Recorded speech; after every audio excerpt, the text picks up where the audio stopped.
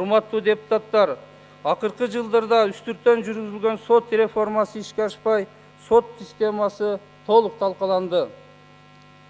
Соттор бийликтен көз каранды, адилетсиз, чөнтөк сотторго айланды. Арасында мыйзамды сыйлаган адилет соттор бар, бирок алар калыс чечим чыгаруудан коркушат. Себеби биздин жумуштан кетирүү менен башка сотторго сабак кылып, кимде ким буйрукту аткарбаса бийликтин каарына каларын туйгузуп, сотторду эрксиз көз карандылыкка айландырышты. Азыркы жогорку соттун төрайымы Токпаева же жергиликтүү соттор эч нерсе чечпейт. Маселенин баарын президенттик аппараттын бөлүм башчысы Манас Араев чечет. Анын айтканы боюнча соттор ак карасын териштирбей, чечим кабыл алып, адам тагдырын талкалап жаткандарына коомчулук күбө. Урматтуу депутаттар, сот реформасынын алкагында 7 кодекс жогорку кеңеш тарабынан толук кандуу талкууланбай, шашылыш кабыл алынганын өзүңүздөр жакшы билесиздер.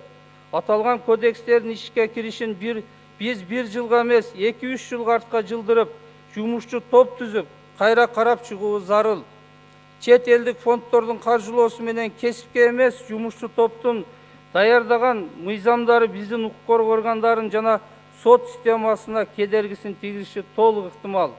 Кыргыз Республикасынын жазык процессуалдык кодексинин 58-главасы менен процесстик кызматташтык жөнүндө норма кирип жатат. Бул мен айтып жатам жанагы 19-жылы 1-январда кире турган кодекстер жөнүндө. 2010 ал кандай норма экенин барыңыздар жакшы билесиздер.